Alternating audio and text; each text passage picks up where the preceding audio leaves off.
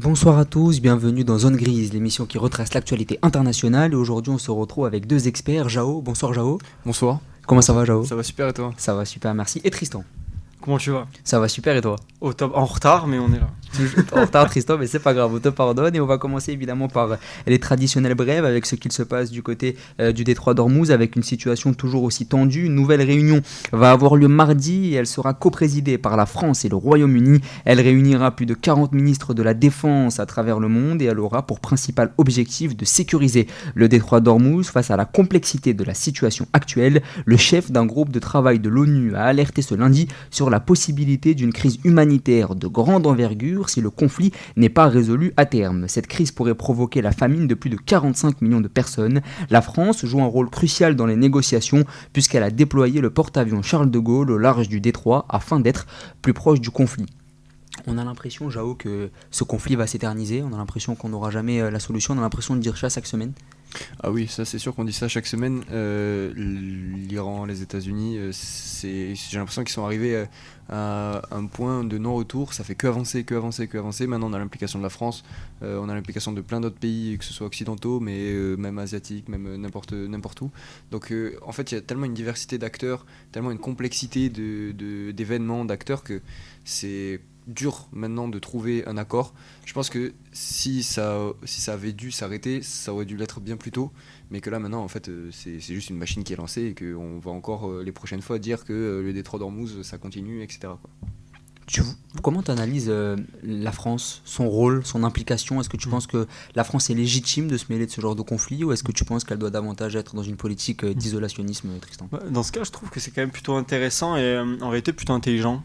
Sur ce coup-là, en tout cas, que la France s'en mêle. Pourquoi? Parce que surtout, je trouve que cette réunion entre tous les, tu as dit, les ministres des Affaires étrangères, Ministre des Défenses. ministres de la Défense de tous les on va dire, des pays les plus importants, des plus grandes puissances, je trouve que c'est tout de même assez intéressant où souvent on parle de grandes réunions qui servent pas à grand chose. Néanmoins, je trouve que sur ce terrain-là, lorsque tu as un conflit quand même de grande envergure qui plus est, qui crée des dommages, donc crée des destructions, crée des morts, mais qui en plus de ça fragilise l'économie mondiale, je trouve que c'est quand même important qu'il y ait ce genre de grandes réunions où les pays les plus puissants et même d'autres peut-être un peu moins puissants se retrouvent pour pouvoir en discuter, parce que là c'est quand même assez préoccupant. Donc je trouve que la France est à sa place dans ce type de grande réunion, je trouve. Après malheureusement j'ai l'impression que ce genre de réunion c'est important comme tu l'as dit, mais c'est pas la première fois qu'il y en a. Depuis le début du conflit, on en avait déjà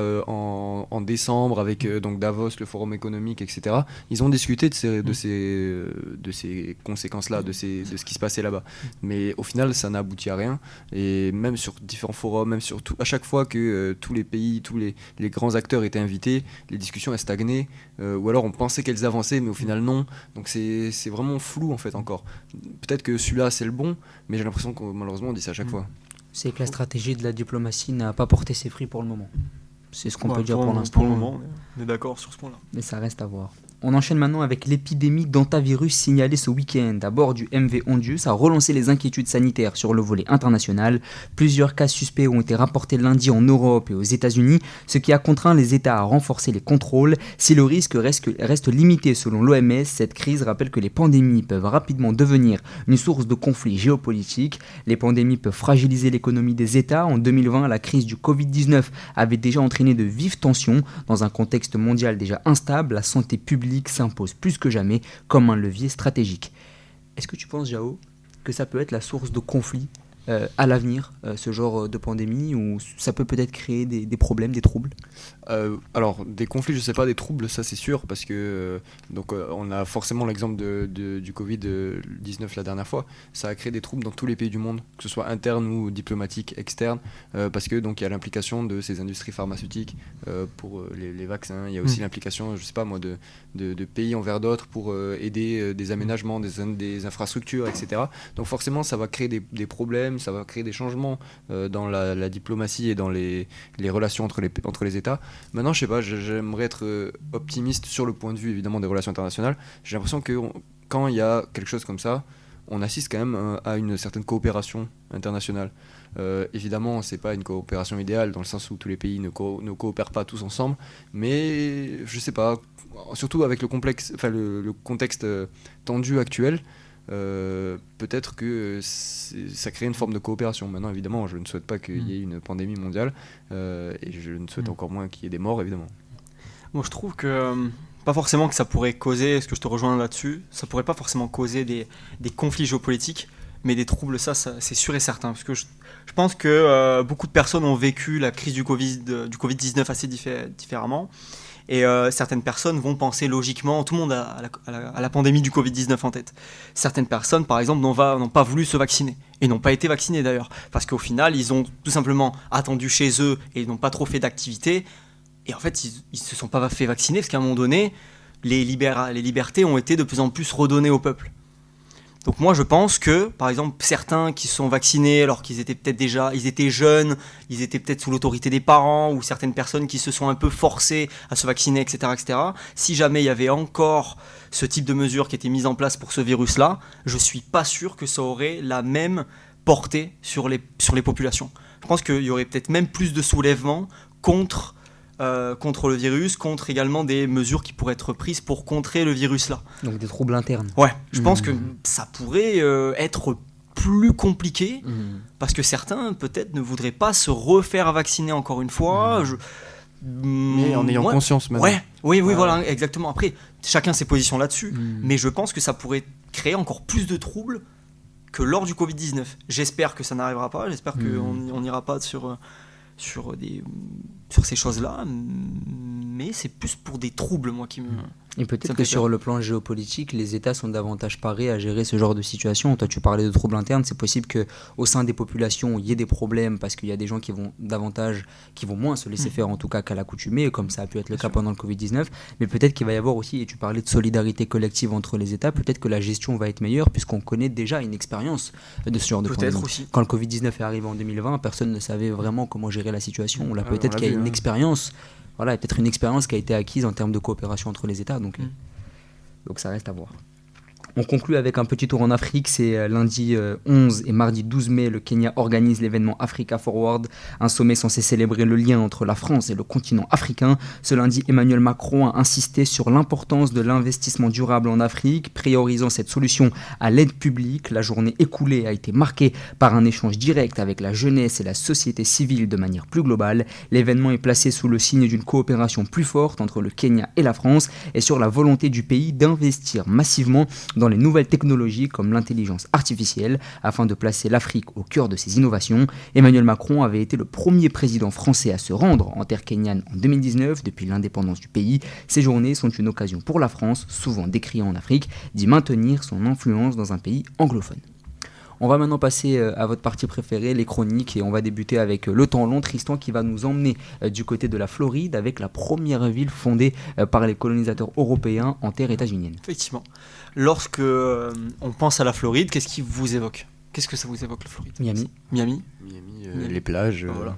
Donc en fait, c'est surtout ça. C'est que lorsqu'on parle de la Floride, on va bien plus avoir, par exemple, Miami en tête. On peut avoir Orlando, pour certains plus férus de politique, peut-être West Palm Beach ou ce genre de choses. Néanmoins, en Floride, il y a également une autre Floride qui est une Floride beaucoup plus ancienne en réalité. Et c'est pour ça qu'on va prendre la direction de Sainte-Augustine. En fait, c'est une ville qui est située au nord-est de l'État. C'est une ville côtière au nord-est de l'État de Floride. Et elle a un détail qui est assez fascinant, c'est que c'est la ville la plus ancienne, fondée durablement par les Européens sur le territoire des États-Unis actuels, à une époque où une ville est fondée avant même que les États-Unis existent. C'est-à-dire que la ville de Sainte-Augustine, elle est fondée en 1565 par les Espagnols. C'est encore une fois, c'est un fait historique qui renforce l'hispanité en réalité du territoire floridien. Et à cette époque-là, au XVIe siècle, la ville elle devient alors un point stratégique pour l'Empire espagnol, pour notamment protéger les routes maritimes, surveiller la côte atlantique, empêcher les autres puissances européennes de s'installer en Floride, parce qu'il faut savoir qu'à cette époque-là, la Floride, c'est un territoire qui est disputé. Il y a même, on va dire qu'il y a même la Floride, par exemple, voit passer certains colonisateurs français, entre guillemets. Il y a également une concurrence de la France, une concurrence logiquement espagnole, parce que c'est l'Espagnol qui possède ce territoire à ce moment-là. La Floride, à ce moment-là de son histoire, elle est vraiment au carrefour des influences.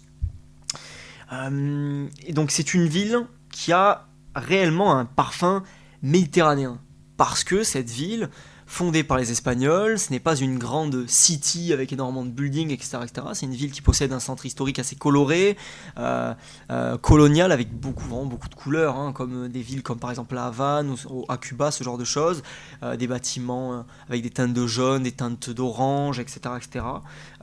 Des rues étroites, des bâtiments coloniaux, des balcons en fer forgé, et même un fort espagnol, encore préservé à ce jour, du XVIIe siècle, le Castillo de San Marcos, par exemple. Donc, Saint-Augustine ressemble parfois davantage à une petite ville méditerranéenne qu'à une ville américaine moderne. C'est ça la chose qui est également intéressante.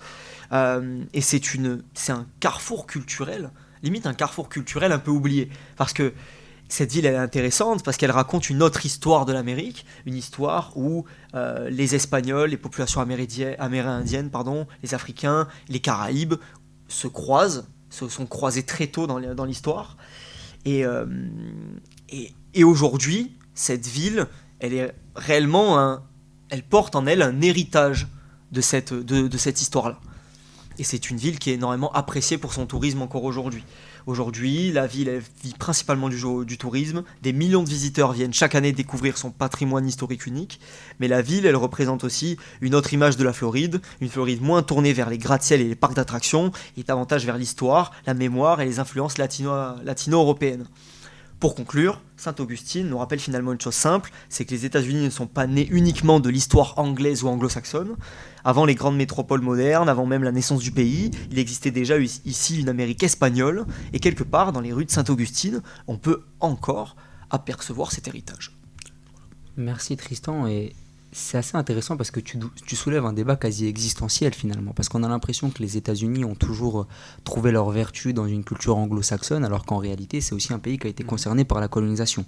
Et c'est dire que même la plus grande puissance mondiale de l'époque contemporaine a été sujette à la colonisation, ça fait réfléchir. Jao, est-ce que toi tu avais vraiment eu vent de cette influence hispanique sur les États-Unis ? Cette influence hispanique, effectivement, je n'étais pas au courant, mais c'est vrai que ça se rapproche beaucoup, en fait, tu as parlé donc, de cette influence hispanique qui se rapproche beaucoup de plusieurs villes, notamment en Louisiane, qui ont encore un héritage francophone, un héritage français. Alors c'est un ancien français, mais c'est exactement la même chose, d'une manière différente, c'est pas exactement la même période, mais globalement, aux États-Unis actuellement, on a un message de ah ouais, il y a un Américain type, et c'est à lui qu'on veut tous ressembler, mais en fait ça montre toutes ces histoires de petites villes différentes, différemment influencées par les Caraïbes, par n'importe quoi, qu'en fait les États-Unis c'est un pays qui est très multiculturel.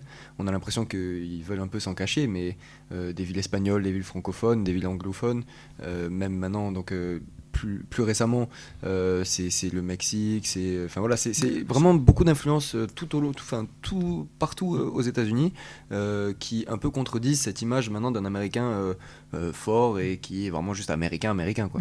Donc tu as raison, ça a été sujet à de la colonisation et en fait on a l'impression qu'on l'a choisi maintenant, cette colonisation. On essaie de cibler des pays en particulier, alors qu'au final les États-Unis c'est un pays multiculturel qui revient donc de plusieurs influences, donc françaises, américaines, même africaines, enfin voilà. Donc, même au niveau de l'architecture et de l'urbanisme, là je suis en train de consulter un peu les édifices de cette ville, et comme tu l'as très bien dit, on a l'impression qu'on est en Espagne en fait. On a l'impression qu'on est dans des rues de petites villes espagnoles, et ça contraste aussi avec cette notion qu'on a des gratte-ciel quand on pense aux États-Unis, les buildings, etc. Et non, pas du tout, la Floride. Surtout la Floride, et on trouve des villes comme ça qui ont un urbanisme inhérent à l'Espagne. Et c'est pour ça que c'est une ville appréciée en Floride, c'est parce que tu as beaucoup de touristes qui vont se rediriger également vers Saint-Augustine, parce que ça change de ce qu'ils voient, de l'aspect un peu Miami. Bon, c'est toujours extrêmement beau, avec de très belles plages, avec ce soleil, ces couleurs et tout, etc., etc. Néanmoins, c'est quand même une autre esthétique. C'est une ville qui est extrêmement appréciée. Ce parallèle me fait penser à la ville de Boston. Ouais. Boston, c'est très gratte-ciel, c'est pareil. Mais juste à côté, il y a une grande influence qui est irlandaise, parce qu'il y a une grande migration irlandaise au 19e siècle aux États-Unis. Et en fait, les villes comme Salem, dans tout le Massachusetts à Boston, c'est vraiment c'est très inspiré européen. Donc c'est un peu le même délire, quoi. C'est assez des rues intéressant. piétonnes, Ouais, je ouais, sais qu'il y en a bien exactement. plus, il me semble. En tout cas, merci beaucoup Tristan pour ce De rien. petit voyage en Floride et on va conclure avec la chronique de Jao, le temps long, et Jao va nous parler de football. Merci Jao. Merci Jao. Enfin, on y est. Voilà, donc je vais parler de la Coupe du Monde de foot qui arrive à grands pas. Elle démarre en fait dans un mois pile, le 11 juin prochain.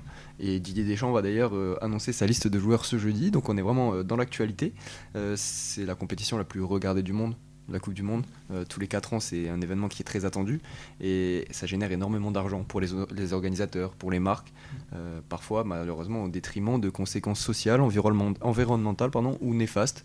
Ou politiques, qui sont néfastes. La précédente édition au Qatar, elle était déjà énormément controversée.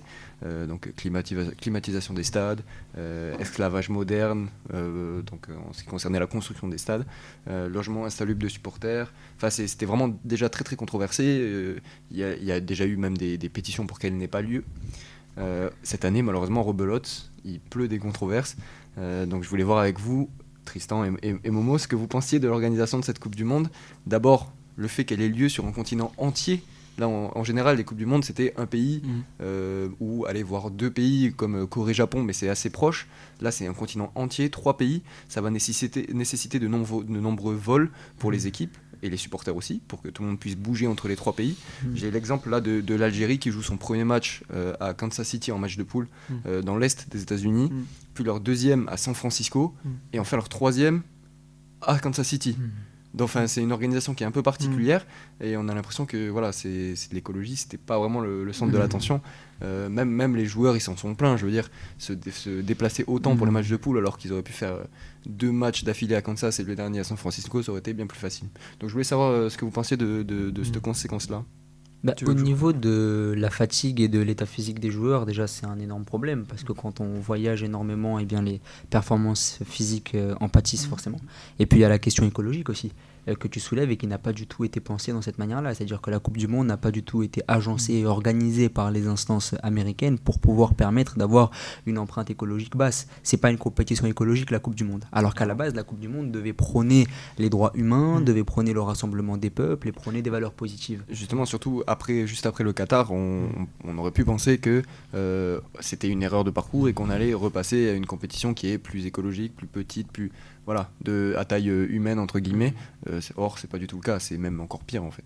Je sais pas ce que t'en penses, Tristan. Je trouve que c'est également c'est compliqué parce que tu vois c'est un argument que j'entends totalement, l'argument de la fatigue des joueurs et qui plus est aussi l'argument écologique. C'est quelque chose auquel il faudrait faire plus attention. Néanmoins, je trouve que c'est également un problème qui est inhérent aux très grands pays géographiquement comme les États-Unis. Par exemple, et là tu l'as très bien dit, c'est une compétition sur 3 pays, donc c'est encore plus énorme. Mais même par exemple dans un pays comme les États-Unis, dans l'organisation, je trouve que c'est quand même, excuse-moi l'expression, mais c'est quand même un bordel de fou pour organiser par exemple des matchs, parce que c'est un pays qui est tellement grand, avec des villes qui sont tellement importantes. Je veux dire, imaginons qu'il y avait des matchs qui étaient prévus, je sais plus exactement où vont se dérouler les matchs. Peut-être que tu en sauras plus, Mohamed. Mais c'est surtout l'ensemble du territoire. Mais par exemple, si tu veux, il faut bien faire par exemple des matchs à Los Angeles, par exemple. Et après basculer sur la côte. Mais oui, voilà, mais à un moment donné, basculer sur la côte est. En fait, c'est logique, par exemple, de faire ça. Mais le truc, c'est que le pays est tellement énorme et les grandes villes sont parfois tellement éloignées. D'un côté, tu es quand même obligé de faire les rencontres dans ces villes-là, mais tu as le problème écologique qui vient à côté. Donc, c'est pour ça que je suis très partagé sur la question. Je trouve que c'est très très compliqué d'y répondre. Le plus gros problème, c'est peut-être que ça soit surtout sur les 3 pays. Là, par contre, c'est très très très compliqué, c'est très peu entendable. Ça, c'est un problème d'organisation aussi. C'est un problème d'organisation aussi. Par contre, sur un pays qui est énorme en termes de grandeur, là, c'est plus compliqué de trouver des réponses. À titre personnel, encore une fois. Deuxième controverse qui a fait beaucoup l'actualité ces temps-ci, c'était le fait que l'administration Trump a interdit les supporters en provenance de certains pays et pas d'autres. C'est le cas du Sénégal, de la Côte d'Ivoire, de Haïti et bien d'autres. La raison avancée, c'est de protéger le pays contre les potentiels visas illégaux. Est-ce que c'est vraiment ce que prônait l'universalisme de la Coupe du Monde au départ. Voilà, je suis tu pas fais sûr. bien de parler de la notion d'universalisme parce que c'était ce qui était au fondement de la Coupe du Monde à la base. À la base, comme je le disais en préambule de mon propos tout à l'heure, la Coupe du Monde visait à rassembler les peuples. Et c'était ça qui était vraiment la ligne éditoriale, si je peux dire, de la Coupe du Monde, ou en tout cas la ligne directrice de cette compétition. Et aujourd'hui, on a l'impression que c'est une compétition qui est davantage privatisée qu'autre chose.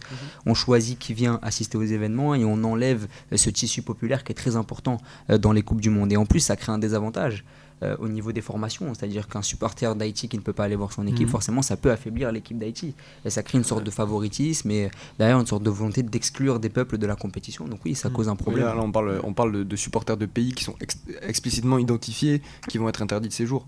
Donc c'est effectivement pas du tout égal, j'ai l'impression. Je suis d'accord. Moi, je suis surtout d'accord sur le fait que je trouve que c'est quand même un véritable problème qu'il y ait des pays ou des ressortissants de certains pays qui participent à la Coupe du Monde, qui sont interdits de venir. Moi, c'est surtout ça qui me dérange. Je sais que l'administration Trump, à un moment donné, lors de son autre mandat, avait par exemple interdit la venue de certains ressortissants de certains pays du globe de venir aux États-Unis. Là, je veux dire, on peut être pour, on peut ne pas être d'accord. Moi, je n'étais pas forcément contre cette idée-là. Mais pour ça, pour les pays qui vont jouer la Coupe du Monde, ça me pose un problème. Parce que là, ça me pose un problème d'équité